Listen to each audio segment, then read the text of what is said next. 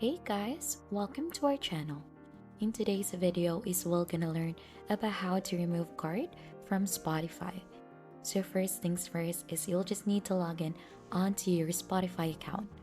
Now once you're already in here, just head here onto the upper part, click onto the profile icon, and then right after just click onto account. So you'll get redirected onto another page, and if you scroll down further in here, you should be able to see the payments part. So we have here the order history, save payment cards, and redeem.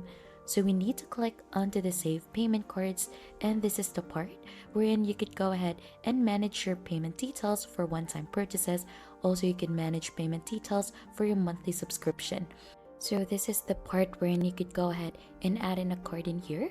But if you want to remove a Spotify card, what you need to do is you'll just have to hover onto that specific card.